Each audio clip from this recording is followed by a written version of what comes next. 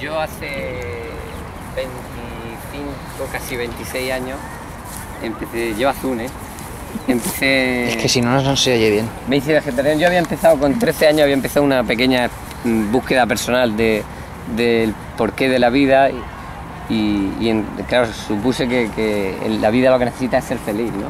Entonces empecé a hacer una búsqueda personal de cómo conseguir esa felicidad. Por entonces no existían los libros de autoayuda ni de psicología, ¿no? Había 4 cositas a contar. Empecé por ahí. ¿Ha abierto la pantalla? Sí. ¿Qué pasa? No, no pasa nada. Empecé a darme cuenta de que aquello no funcionaba, para mí no tenía sentido. Hice algunas pruebas y no acababa yo de buscarle porque te suponía una dependencia de los factores externos para conseguir tu felicidad y eso no me cuadraba. Dios no podía haber sido tan injusto de que nuestra felicidad dependiera de cómo manejas tú los factores externos y que encima tuvieras que aprender a cómo manejarlo. Era demasiado complejo para mí y yo soy de soluciones sencillas, aunque luego en la práctica necesite muchos matices y haya que ser muy técnico, pero que el planteamiento sea sencillo y comprensible por cualquiera. Entonces un día leyendo un libro de vegetarianismo, el autor, que por cierto era de aquí de Valencia, un tal José Castro, decía que el consumo de proteínas podía afectar a nuestras capacidades mentales. Y aquello enseguida me asustó, dije, joder, si yo lo que quiero es ser feliz, lo primero que tengo que tener bien es la cabeza, ¿no? Si no, ¿cómo voy a ser feliz si la cabeza no funciona bien? Que es donde se supone que se desarrolla la felicidad, el ordenador central del cuerpo. Y entonces en aquel momento me hice vegetariano muy muy estricto, dejé todos los productos de origen animal, lo que ahora se llama vegano, que entonces no existía la palabra. De hecho, a los 2 años de llevar practicándolo, me di cuenta que alguien lo llamaba vegetalianismo con L. La palabra vegano apareció bastante después, a raíz de un boom que tuvo ese movimiento en Inglaterra. Yo me di cuenta que, aunque llevaba entonces una dieta muy mal hecha, me di cuenta de que se producían ciertos cambios en mi manera de pensar, ¿no? Y para mí aquello era una dieta muy sana, hasta que un día tuve un resfriado muy fuerte y empecé a dudar. Dije, hostia, ¿esto cómo puede ser?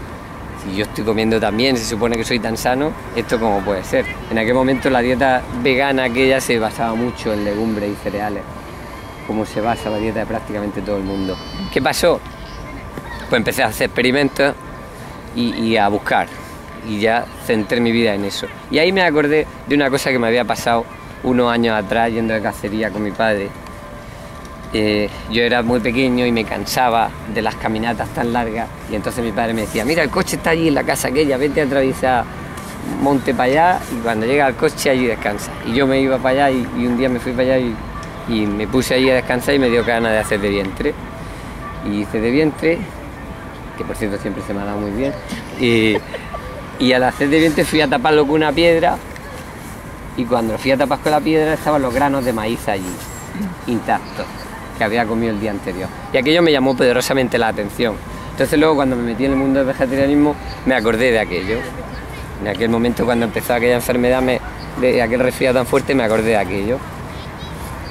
Y dije, esto tiene que estar relacionado. A lo mejor me creo que estoy haciendo las cosas bien y no las estoy haciendo tan bien, porque el maíz es un alimento vegetal. En concreto, el alimento que más se consume en el planeta Tierra y que más se cultiva ahora mismo es el maíz. Y digo, esto no puede ser. ¿Cómo no se va a digerir si es un alimento natural? Entonces empecé a investigar. Y investigué de 2 formas. Tanto en la documentación que había entonces, que había muchísima menos que ahora. De hecho, lo curioso del tema es que hay muchos que van haciendo propaganda de que llevan muchos años en el tema y es mentira. Yo a los 3 o 4 años de empezar en mis experimentos, entonces no había internet, pero yo estaba en contacto con toda la gente del planeta Tierra que llevaba dietas radicales, porque era mi vida estaba centrada en eso y muchos de los que ahora van de... Yo llevo 20 años en el tema, entonces no existían, ni estaban metidos en el tema, porque cuando tú tienes inquietud en una cosa y haces algo tan radical, enseguida quieres contactar con gente como tú. ¿Y qué pasó? Empecé a hacer pruebas y experimentos y me di cuenta de que para poder saber lo que teníamos que comer, el que mejor podía contestarnos no era otra persona o otro investigador, sino tú mismo a través de la herramienta que te ha dado Dios, que es tu cuerpo.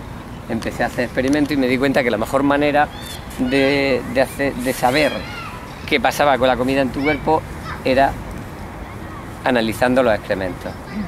y también analizando lo que pasaba en el estómago con lo que comía. Entonces probaba cada alimento en monodieta, porque yo, ¿cómo vas a saber una cosa si mezclas muchas? Luego es muy difícil interpretar un excremento o un vómito.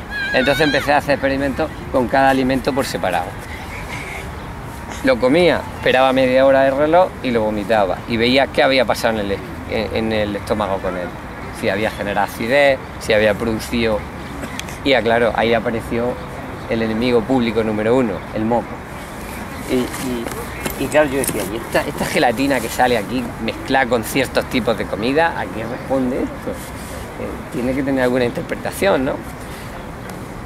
Empecé a hacer experimentos y a ver cómo había pasado aquel día cuando cagué en el monte, que había una serie de alimentos que salían del cuerpo sin digerir. Aquello fue muy llamativo para mí, porque era algo... Y yo veía que las verduras almidonosas salían sin digerir, que los frutos secos salían sin digerir. Recuerdo que en aquella época que yo era uno de los grandes gurús a nivel mundial del movimiento vegetariano. Yo hice un llamamiento y dije, oye, tú me estás jodiendo la charla. ¿Quiere comer almidón? Pues yo hice un llamamiento diciendo, oye, vamos a ser racionales. Yo he hecho un experimento con los frutos secos, lo he probado en varias personas y salen del cuerpo sin digerir. Bueno, no faltó nada más que me mandaran a un matón para matarme, porque en el mundo del vegetarianismo, como ya es una dieta muy tabú, si encima de todo quitas cosas de ella, pues imaginarse la que se lía, ¿no? Y tú dices, hostia, pero claro, yo es que tenía una prueba tangente que cualquiera se la podía demostrar. Bueno, aquí yo me trajo unos problemas con los otros gurús de la época, que fue bastante problemático. Y mucha gente empezó a darme de lado dentro de ese mundillo, y entonces empecé a comprender, porque fue por la época en que conocí a Eres. Yo ya había aislado una serie de alimentos que me daba cuenta que no servían, y al mismo tiempo iba radicalizando mi dieta, me había obsesionado con el crudivorismo, y entonces conocí a Eres y vi que la descripción de alimentos que él hacía como buenos eran los mismos que había descubierto yo, y entonces dije, joder, este tío... Y luego me llamó una cosa poderosamente la atención de él, que fue la que me hizo lanzarme con él totalmente, y era una cosa en la que difería con todos los demás. Todos los demás hablaban de una forma de vida, de una forma de alimentarse, pero Eres había llegado a un punto, había conseguido una depuración total, había dejado el cuerpo tal y como la naturaleza lo diseñó para que lo tuviéramos. Eso a mí me chocó mucho, porque yo tenía un planteamiento de pequeño, y de no tan pequeño cuando me metí en el mundo del naturismo, en el que, claro, se supone que nosotros somos hijos de la naturaleza, no se supone, es lógico, es una verdad imperturbable. Entonces, claro, si éramos hijos de ella sería la que tendría que tener los mejores medios de vida para nosotros. Y yo me daba cuenta que nosotros vivíamos en un mundo completamente artificial. Algo falla en todo ese planteamiento, ¿no? Entonces, claro, yo miraba a los animales salvajes y decía, pues, aquí pasa algo. O estos seres son autómatas y trabajan como si fueran robots, o ellos obtienen algo de la naturaleza que nosotros no, ahora mismo, por la razón que sea, no somos capaces de obtener. Y entonces cuando Eres habló de que había llegado a una situación que no era la que tiene la gente normal, inmediatamente me di cuenta, dije, ostras, eso es la pureza total. Hay una diferencia entre cómo estamos viviendo ahora mismo y cómo deberíamos vivir, porque estamos sucios. Claro, aquí el planteamiento era magnífico. Yo ya venía de la idea higienista, conocía todo lo que había en el mundo del naturismo en ese momento. ¿Qué pasó? Me entusiasmé con eso, empecé a probar las cosas que decía Eres, eran muy similares a los experimentos que había hecho yo, todo cuadraba, y yo me había descubierto que lo único que funcionaba a la perfección en el cuerpo, hay un experimento así un poco escatológico que yo he hecho y que puede hacer cualquiera, que es probar los excrementos después de salir de tu cuerpo. Pues bueno, eso era bestial, porque te das cuenta de que las proteínas y los almidones y la grasa saben exactamente igual, y saben exactamente igual. Hay una pequeña transformación por el tiempo que pasan dentro a 37 grados, pero el sabor es muy parecido. ¿Y por qué es muy parecido? Porque no han sufrido transformación ninguna. Pero imaginarse el planteamiento tan bestial de decir, hostia, es que la mayor parte de lo que come la gente no sufre ninguna transformación en el organismo. ¿Quién me daba respuesta para eso? Eres, porque Eres decía que la fuente de energía del cuerpo y la fuente de nutrición principal no es la comida, Eso no lo dice nadie más en todo el planeta Tierra. Y actualmente en el planeta Tierra solo lo estoy diciendo yo. Porque es que el planteamiento es muy fuerte. Incluso los que siguen dietas muy radicales sostienen que su energía sale de esas dietas. Te perdono, si no te tiro una piedra. ¿Estás jodiendo la conferencia? No tiene nada que ver que por eso no se pueda digerir y todo eso, porque ya son muchos años de maltrato al cuerpo y no sepa digerirlo, no es porque fisiológicamente no estamos preparados y ya está.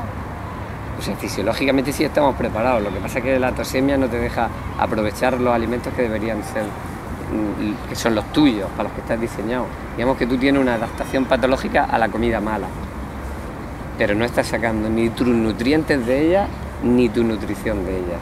En realidad, recuerdo yo he ido a visitar a muchos naturistas de los que había en aquella época, que no son los de ahora que han aparecido así, de forma fantasmagórica. Y me decía uno de ellos, uno de los más veteranos, me decía: Diego, todo el mundo vive sin comer. Era estadounidense y me lo decía en español. Decía: todo el mundo vive sin comer. Y en realidad es así. Comen, pero comen cosas que no sirven para nada. Que lo único que hacen es intoxicar y frenar un proceso de autodepuración. Pero en realidad todo el mundo vive de lo mismo. ¿Tú cuánto tiempo puedes estar? ¿Tú conduces? No. Tienes suerte. ¿Un coche cuánto tiempo puede estar sin combustible? Depende de lo que lo uses, ¿no? Sin combustible, ¿cuánto tiempo puede estar? No arranca, no funciona. Yo sin comida, yo ahora he estado los primeros 7 días del año, he estado sin comer. Yo tengo una empresa muy grande donde el trabajo es fortísimo y yo la he dirigido toda la semana, he estado dando conferencias, he estado tratando gente en mi casa y no me ha pasado absolutamente nada y he tenido más energía casi que comiendo. Pero me he estado nutriendo sí o no. ¿Me he estado nutriendo sí o no? Sin oxígeno tú no puedes vivir ni 5 minutos. Este sí porque bucea muy bien, pero son unos pocos minutos más. ¿Qué pasa? Yo me fui dando cuenta que todo lo que decía era cuadrado. Y claro, ahí a partir de ese momento aparece un sueño, que es el de la pureza total a la que él llega. Yo empecé a investigar y me doy cuenta. Para mí el tema de la religión ha sido muy importante en mi vida porque mi madre era testigo de Jehová y la idea esa del paraíso siempre ha estado en mí. Yo me recuerdo a mí mismo, ayer se lo comentaba cuando conocí a Laura, que yo con 5 años ya estaba preguntándole a Dios a qué había venido al mundo y cuál era mi misión y que me la tenía que contar y al final por desgracia me la ha contado para terminar de joderme la vida. y yo me di cuenta de que la religión está totalmente basada y arraigada, igual que todas las filosofías del mundo, en ese algo que no funciona, porque nosotros hemos caído de una situación de vida en la que nos puso Dios en la naturaleza. En la Biblia, si os fijáis, yo creo en la mitología bíblica, a pie juntillas, habla de que el ser humano vivía en un paraíso de felicidad, porque vivía en las condiciones en que la naturaleza le había puesto para ser perfecto, ¿correcto? Y cuando eres perfecto disfrutas de la felicidad máxima y plena, no hay más. Pero hubo un momento que por un pecado dietético se produce una caída. Lo plantea como un descenso. ¿Por qué? Porque pasas de un estado maravilloso a sentirte mal. No, ahí en ese libro habla de un pecado dietético. En la Biblia, en el Génesis, Moisés, que es una de las pocas personas... Pues principalmente la parte más interesante mía fue Moisés. ¿Qué pasa? Él, que fue una de las personas que llegó a la pureza total, como todas las personas que han llegado a la desintoxicación total, le dan ese toque religioso y para mí tiene que tenerlo y yo soy el último de esa saga y también le doy ese toque religioso porque vosotros fijarse, es algo tan maravilloso volver al ideal. Decía Séneca, y eso fue lo que me conectó a mí con esto, que tú, para saber lo que tienes que hacer en la vida y para encontrar la felicidad, lo primero que tienes que conocer es cuál es tu naturaleza. Yo cuando me hice esa pregunta dije, a ver, ¿cuál es mi naturaleza? Pues mi naturaleza tú podrías contestar, bueno, yo soy un hombre racional, que vivo en un mundo civilizado y tal cual. No, eso no es tu naturaleza, eso se llama artificio. Tu naturaleza es que eres un mono catarrino antropomorfo, muy cercano al chimpancé, al bonobono, al gorila, al orangután y al gibón. Esos son tus primos hermanos. Y resulta que todos tus primos hermanos viven en la naturaleza y tú no. tú has inventado una forma de vida para suplir a la naturaleza. ¿Eso qué sentido tiene? Luego lanza otra frase Séneca y dice: tan malo fue Dios que, habiéndole dado fáciles medios de vida a todas las especies, solamente el hombre no pudiera mantenerse sin tanto artificio. Nosotros no podemos vivir sin cosas artificiales hoy en día. Por eso hay un planteamiento, si os fijáis ahí, el grupo tiene un nombre, que ahí Irene lo hizo con mucho acierto, basándose en mi idea, se llama Vuelta al Paraíso Frugal. Hay una cosa que no nos hemos planteado nunca, y es que si yo digo, os voy a hacer una pregunta, a ver qué me contesta. Bueno, van a ser dos preguntas. ¿Vosotros pensáis que nosotros hemos vivido en el paraíso alguna vez? ¿Qué pensáis los demás? ¿Como individuos? Como especie. Bueno, nosotros los que estamos aquí no, nuestros antepasados. Sí, soy de acuerdo. Pues hay una cosa curiosa, y es que nosotros hemos vivido muchísimo más tiempo en el paraíso que de forma civilizada. Yo siempre digo, el experimento es esto, no la vida paradisíaca, porque hay mucha gente que a raíz de esto que estamos haciendo ahora dice: va, pero es que eso que dices tú de volver a vivir con un animal salvaje, eso no es factible. Digo, ¿cómo que no es factible? Algo que hemos hecho durante más tiempo que ahora. Los antropólogos, que por cierto me han dado la razón prácticamente en todo, sostienen que nosotros llevamos sobre el planeta Tierra aproximadamente unos 4 millones de años. En esos 4 millones de años, durante 3.990.000 más o menos, y en diferentes grados, hemos vivido de forma paradisíaca. Cuanto más nos acercamos al final de esa cola, menos paradisíaca hemos sido. Pero incluso si comparáramos nuestra vida actual con la de la gente de hace 200 años, esos nos parecerían primitivos, y ellos vivían mucho más cercanos a la naturaleza de lo que hacemos nosotros. Nosotros, cada vez que el ser humano fabrica una cosa, se aleja de ella. Porque nosotros no somos creadores, la creadora es ella. Nosotros somos una parte de un eslabón que se llama cadena trófica y la hemos roto. Cuando rompemos esa cadena trófica y nos salimos de ese eslabón, se va toda la mierda. El por qué, si te lo contestara ahora mismo, no lo ibas a comprender. Bueno, no lo sabes. Yo sí lo sé. No, quiere decir que no sabes si lo voy a comprender, ¿no? No lo voy a intentar porque nos llevaría mucho tiempo. Vale. Y yo apuesto porque tu nivel de toxina no te iba a dejar ahora mismo comprenderlo, porque es complicado. A mí me también. Sí, porque así dice, pues así quién está hasta que aprenda. El caso es que hubo ahí un momento de inflexión en el, por lo que sea, pasó una cosa, y tal como dice la Biblia, comimos de un alimento que no era para nosotros. En la Biblia dice que fue un fruto. En el Renacimiento un pintor italiano hizo un cuadro con Adán y Eva cogiendo una manzana de un árbol, y la mitología actual piensa que fue por comer de una manzana. En realidad sí fue un fruto. Nosotros vivíamos en un paraíso subtropical de clima seco que los antropólogos han identificado, y eso ya es historia. Ahora mismo no estoy hablando de mitología bíblica. Está demostrado que el origen verdadero del ser humano es entre el Tigris y el Éufrates, donde por cierto además empezó la agricultura. Y la temperatura perfecta y el hábitat perfecto para nuestro cuerpo, que nosotros teníamos que vivir desnudos como los animales salvajes, estaba allí, estaba en esa zona en aquel momento. ¿Qué pasa? Por alguna razón, que no le voy a explicar ahora a ella ni a vosotros, se come de un alimento que no estaba prohibido. En realidad todos los animales tienen alimentos prohibidos. ¿Y por qué no los comen? ¿Pero por qué no los comen? Porque no son adecuados. Más sabios. Por instinto. Porque no les apetece comerlo, ¿correcto? A nosotros no es que nos dijera Dios, de eso no comas, no, es que no te apetecía comer de eso. Por alguna razón. ¿Eso por qué pasó, no? Sí, esa es la pregunta del millón. ¿Qué pasa? Yo tenía que identificar ese alimento, porque si no mi juego no funciona. Era factible que a lo mejor ya no existiera sobre la faz de la tierra, pero sí existe. Es una fruta. Y hay una fruta que es la culpable de que estemos aquí. Y esa fruta estaba en el sitio donde nosotros vivíamos originalmente, en nuestro paraíso. Cada animal tiene su paraíso. Para un conejo, un bosque de clima frío es su paraíso. Para un águila tiene su paraíso. El buey tendrá su paraíso. Una vaca tiene su paraíso en una montaña de clima frío con mucha hierba y poca vegetación arbustiva. Cada uno tiene su paraíso. Nuestro paraíso, nosotros que somos un animal de piel desnuda, pues el mismo que el de la serpiente, curiosamente. ¿Por qué? Porque no tenemos pelo. Nosotros tenemos que vivir en un clima donde llueva muy poco. Si os fijáis, mentalmente cuando llueve, ¿qué decimos? Hace mal el tiempo. Pero ¿cómo hace malo que llueva? Pero eso mismo pasa con otras cosas. Entonces, si tú tienes la piel desnuda, tienes que vivir en un sitio donde llueva poco.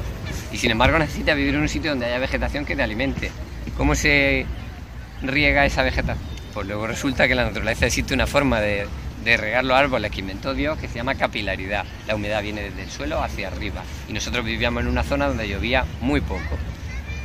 Y resulta que los árboles que ha diseñado Dios para alimentarnos tienen unas necesidades hídricas muy bajas. Curioso.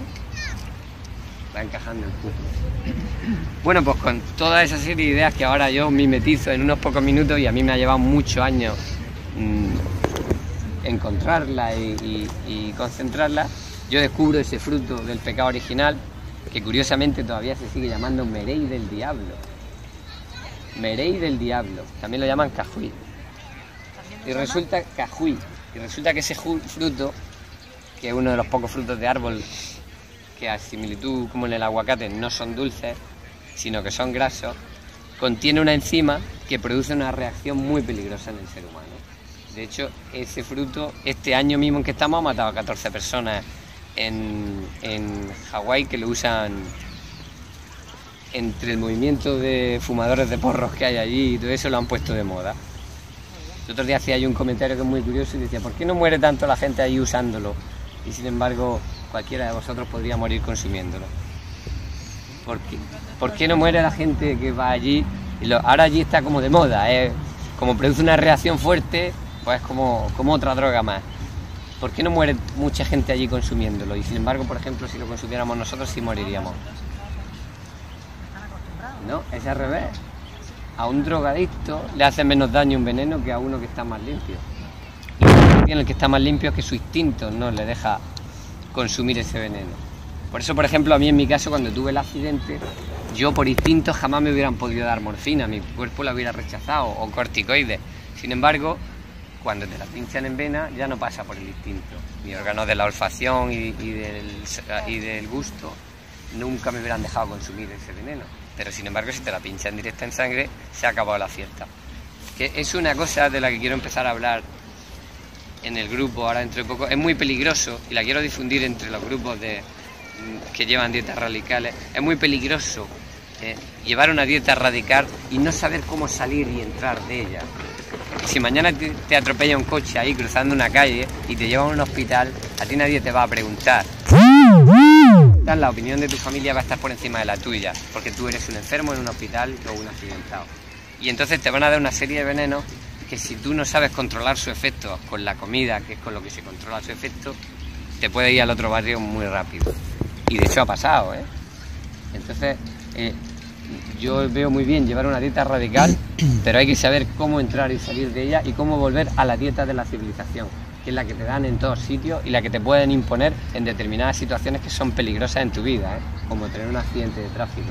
Si yo no hubiera sido un experto en nutrición, cuando entro al hospital en otras ocasiones, por ejemplo, que he estado, yo me veía obligado a frenar el proceso de eliminación que he llevado normalmente, porque cuando te meten un veneno, si tú estás con una dieta de limpieza, inmediatamente el cuerpo quiere librarse de ese veneno.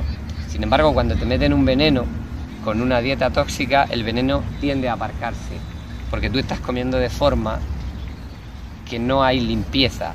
Entonces el cuerpo dice, hostia, esto aquí circulando me molesta, lo pongo ahí donde no me moleste. Ahí, por ejemplo, las personas que han consumido drogas, ¿tú también te sumas a ese grupo o no? Me alegro, felicidades, te acabas de quitar un muerto de encima grande. Tú, por ejemplo, a lo mejor llevas 10 años fumando marihuana. Es un ejemplo que estoy poniendo, no me digas que no ni que sí. O has consumido cocaína hace 10 años y dices, bueno, pues yo eso ya ahora me lo he dejado todo, llevo 2 o 3 años comiendo bien, eso se me ha ido ya todo. ¿Sabéis por qué no se va? Decía Eret, he visto a gente eliminar venenos que habían consumido 40 años antes. Yo cuando leí eso me pareció una barbaridad. Ahora, como lo he probado y he tenido pacientes a los que le ha pasado, ¿qué ocurre? Tú metes un veneno en tu cuerpo y como estás comiendo 3 veces al día almidón con proteínas, que es la mezcla digestiva que más cantidad de energía para ser procesada demanda, toda la energía que tenía que utilizarse en procesos de limpieza la usa en procesos de gestión de comida. ¿Y qué pasa? Como siempre estás metido en ese proceso, si os fijáis, la la persona común y corriente del mundo actual, the average person, el individuo tipo, se levanta por la mañana y hace una comida de almidón con proteína. A media mañana, si su cuerpo ha sido capaz de gestionar esa mezcla y vaciar el estómago, vuelve a tener hambre, vuelve a comer otra mezcla de almidón con proteína, o incluso más mezclas, pero en principio siempre hay almidón con proteína. A mediodía su estómago ha vuelto a conseguir librarse del almuerzo de media mañana, vuelve a notar la acidez que el residuo de la última comida ha dejado en su estómago, y esa misma acidez lleva al subconsciente a pensar: necesito comer. Y así se pasa la gente el día entero. Toda esa gente que va caminando por ahí tiene un proceso digestivo en marcha y lo tiene continuamente. El único rato en que la gente no tiene un proceso digestivo en marcha es el del ratico que han terminado la cena, hasta que se levantan por la mañana y sin hambre comen. No comen porque tengan hambre, comen porque tienen un montón de síntomas de eliminación de toxinas que se paran comiendo, y tu subconsciente sabe que se paran comiendo. Bueno, voy a terminar de contar la historia.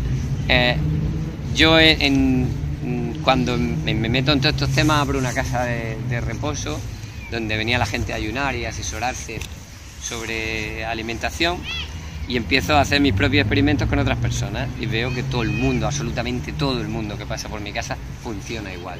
Unos tienen más tosemia, otros tienen menos tosemia, pero los experimentos dan los mismos resultados en todo el mundo.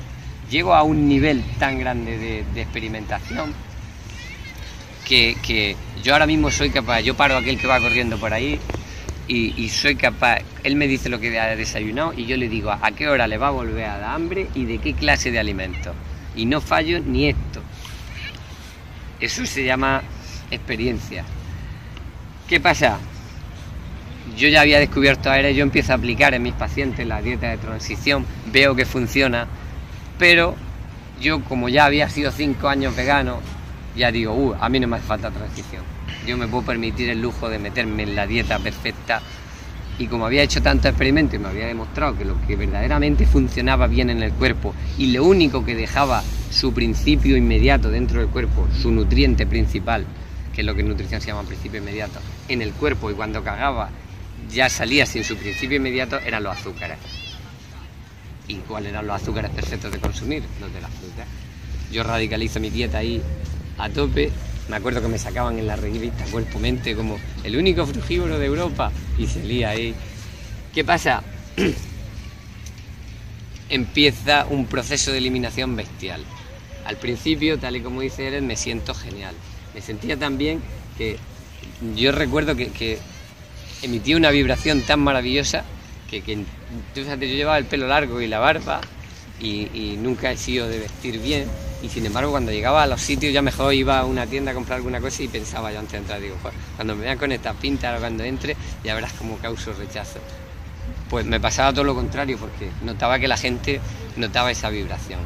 Así me tiré una temporada hasta que de repente todo eso desaparece por completo, y haberme sentido maravillosamente y tener una armonía con la vegetación, especialmente con los árboles y con las plantas, que era algo que por lo cual merecía la pena ya vivir, porque te sentías bien y querías vivir de forma salvaje, y que rechazaba, iba a decir yo recuerdo, pero ya no es un recuerdo porque me vuelve a pasar. Yo todo lo que es forma de vida civilizada me va causando rechazo, ¿no? Lo que pasa es que tengo una capacidad de adaptación, y si tengo que estar ahí, lo estoy. Pero eso de decir, hostia, me acuerdo de estar en un gimnasio allí con un amigo y decir, oye, ¿por qué tenemos que estar aquí encerrados? Porque qué absurdo es hacer ejercicio pudiendo estar en la naturaleza saltando y corriendo y divirtiéndose, ¿no? Y empezaba a ver que había cosas que chocaban y que me acercaban más al animal salvaje que al racional, que al revés, tiende a huir de la naturaleza, tiende a sacar a quitarse el frío con una forma artificial, a quitarse el calor con una forma artificial, que todo eso, por cierto, lleva un gasto energético. Pero de repente, aproximadamente desde que empiezo con el crudivorismo hasta esos 3 años. Primero empiezo con el crudivorismo y voy radicalizando hasta que como solo fruta. Comiendo solamente fruta fueron 3 años. 3 años. A los 3... ¿Cómo? Al final del 3er año me empiezo a sentir muy mal y me entra una depresión bestial, me salen canas en el pelo, empiezan a picárseme los dientes, y todo lo que había sido sentirme en la gloria desaparece completamente. Me hundió en una depresión. Por supuesto yo no quería tomar ningún potingue ni seguir ninguna terapia para salir de ella, porque yo sabía perfectamente lo que estaba pasando. Gracias a que ya tenía ERET, no tenía duda ninguna, y de hecho se curó gracias a ERET y a mi aplicación del sistema eretista, que cuando cuente cómo se curó va a llamar la atención. No, intenté hacer una transición. Yo cuando estaba en esa situación, ahí no había pasado ni más ni menos. Entonces fíjate, a mí tardó más en pasarme, porque yo he visto gente que comiendo una dieta muy radical, en 3 meses se han ido a tomar por saco. A mí tardó menos en pasarme porque yo venía de una dieta bastante mejor de la que llevaba todo el mundo, aunque no era buena. Nunca me había drogado, nunca me habían dado una vacuna, a mí nunca me han vacunado. Nunca, solo había tenido un pequeño tratamiento médico y muy suavico, nada. Y había llevado unos hábitos de vida muy higiénicos. Y aún así no fui capaz de soportar la eliminación tan fuerte que una dieta tan disolvente como es la dieta de frutas produce. Entonces, ¿qué pasó? Eso había movilizado tantísimos venenos. Claro, yo inmediatamente, cuando me di cuenta de que ya no había nada que rascar y que tenía que cambiar de forma de alimentarme, ¿dónde me voy? A lo que me está funcionando con mis pacientes, la dieta de transición. Pero no funcionaba. Fíjate si no funcionaba, que ese fue el año peor de mi vida, porque yo intentaba llevar la dieta de transición y no me frenaba suficiente la eliminación, con lo cual la depresión iba más, los malestares iban más, no tenía energía. ¿Qué pasó? Llegó un momento que estaba tan mal que la digestión se había perturbado tanto que cualquier cosa que comía de la dieta de transición, bien combinada y bien hecha, me sentaba fatal. Entonces solo tenía 2 opciones. Si comía fruta, me caía bien digestivamente, pero aceleraba todavía más el proceso, me ponía peor. Y si comía bien, lo que debía frenarme, unas indigestiones bestiales. Ahí me quedé bloqueado, no tenía para dónde tirar. Yo decidí suicidarme porque es que no veía salida. Y entonces, si no comía me ponía peor todavía, porque había tanto veneno que precipitaba todos los venenos a los órganos de eliminación y me saturaba el hígado, los riñones. Y lo probé y era horrible, me sentía fatal. Entonces, claro, me vi entre la espada y la pared. Recuerdo que llamé a mi padre y le dije, papá, me voy a suicidar. Yo tengo una relación muy buena con mis padres y le dije, aquí no hay salida. Yo he hecho una cagada muy grande y es que no veo otra salida nada más que morirme. Yo no le veo sentido a la vida ninguno porque tenía tantas toxinas en circulación que mi cerebro estaba saturado y lo veía todo más negro. ¿Qué pasa? Llegó un momento, a mí mi padre me dijo, no, tú no me puedes hundir a mí la vejez porque tú para mí eres el todo y yo te necesito y tienes que salir adelante como sea. Y mi madre igual. Y entonces me paré a pensar y dije, vamos, Diego, tú que tanto sabes de nutrición, ¿qué está pasando aquí? Entonces dije, bueno, todas las toxinas que eliminamos son ácidas y eso está provocando, tengo una eliminación tan fuerte que está provocando un pH tan ácido en mi aparato digestivo y en mi sangre que me está dejando destrozado. Probaba alcalinizar con la dieta y no podía, porque alcalinizar con la dieta implica seguir disolviendo suciedad, porque los alimentos alcalinos, sobre todo si los tomas crudos, disuelven más suciedad. Entonces dije, ¿qué puedo utilizar para neutralizar eso? Y me acordé del chucrut. Ahí también había llegado a la conclusión de que comiendo con una dieta de transición no frenaba lo suficiente como para parar todas esas toxinas que en ese momento me estaban matando. Entonces tenía claro que tenía que empezar a comer mal, y muy mal. Tenía que quitar la energía del proceso digestivo. Digamos que en las células la energía se gasta principalmente en 2 cosas: catabolismo y anabolismo, limpieza y nutrición. En el mundo actual prácticamente todo el mundo vive solo en anabolismo, en procesos digestivos. Procesos de limpieza, salvo las pocas horas durante la noche en que han terminado la cena y hasta que se despiertan, el resto del día todo el mundo está en un proceso de anabolismo continuo. Entonces dije, bueno, si lo que me está matando ahora mismo es una eliminación excesiva, tengo que pararla, y tengo que pararla de forma radical hasta que yo gestione toda esa suciedad que tengo circulando. Y para eso, sí, yo conocía el ERE y lo aplicaba en mis pacientes desde hace 3 o 4 años. ¿Qué hice? Dice, tengo que comer mal. Pero claro, probaba a comer mal, a comer lo que come la gente, pero sin carne y pescado, y me sentaba fatal. Esa es la causa por la que mueren los anoréxicos. Llegaste al pensando que estabas ya desintoxicado. Efectivamente, que eso le pasa a Ellos mucha gente. pensaban Ahí que- fallan todos los que están Claro. en ese paradigma Pero actualmente. llegan ahí y ven que Y eso es muy realmente peligroso. no están. ¿Qué pasa? Dije, hostia, pues con el chucrut voy a conseguir un medio adecuado porque tiene todas las bacterias que necesitamos en el intestino. Hostia, vaya leche se me dio. ¿Qué pasa? Cuando tú tienes una eliminación muy bestial, tienes un montón de acidez en el tracto digestivo. Si metes la dieta que me tenía que salvar a mí la vida, que era lo que come todo el mundo, también es muy ácida. Si meto acidez con acidez, se monta la de Dios. Con un yogur, que de los alimentos malos que come la gente es de lo mejorcico porque tiene sus propias enzimas digestivas y es un alimento predigerido por las bacterias que contiene, con un yogur me daba una indigestión. Entonces yo me veía muerto y digo, madre mía, si con un yogur me da una indigestión, yo me voy a morir. Pero entonces dije, hostia, tengo que probar. Me acuerdo que bajé a Cartagena, compré una botella de chucrut y 6 empanadillas. Que yo creo que fue la primera vez en mi vida que comí empanadillas porque siempre me habían dado asco. Me bebí un... Dime. De chucrut líquido. Ah, vale, Es mucho vale. más... El líquido que sale chucrut.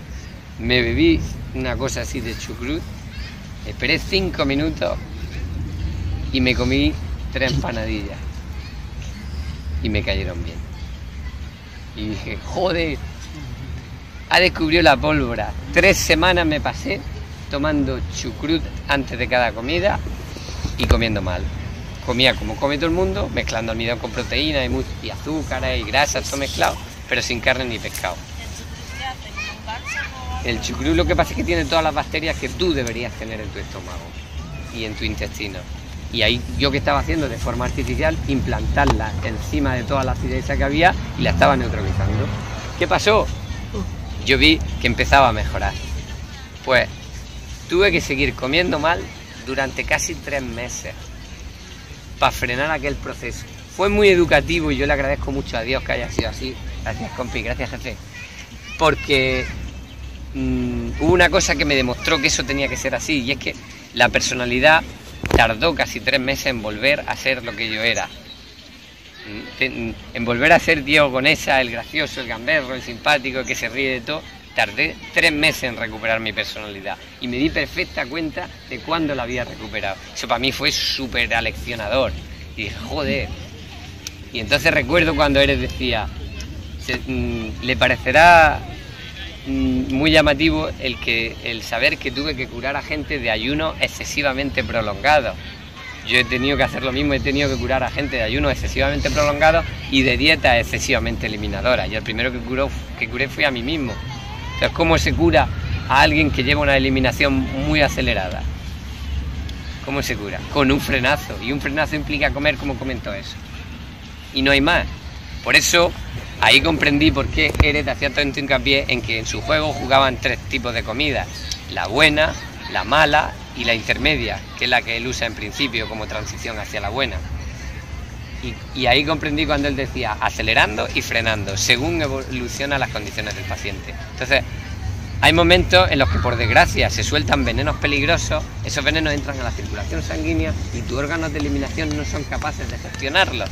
Entonces, ¿cómo frena eso? No hay ninguna otra cosa para parar ese proceso que digerir, y digerir cosas que sean pesadas. ¿Por qué? Porque si yo quiero quitar energía del proceso de limpieza, del proceso de catabolismo, lo tengo que hacer gastándola en otra cosa, y por desgracia las células solo tienen 2 cosas para eso, que es la eliminación de toxinas.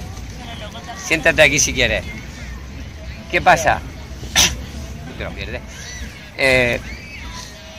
No tenemos nada más que la comida para hacer eso, o una droga, que es lo que hacen los médicos. Tú llegas al médico con una pasada de síntomas, que normalmente son el intento de la naturaleza por sacar suciedad fuera, y el médico te lo tapa como gastando energía en lo que más energía gasta, que es meter un veneno.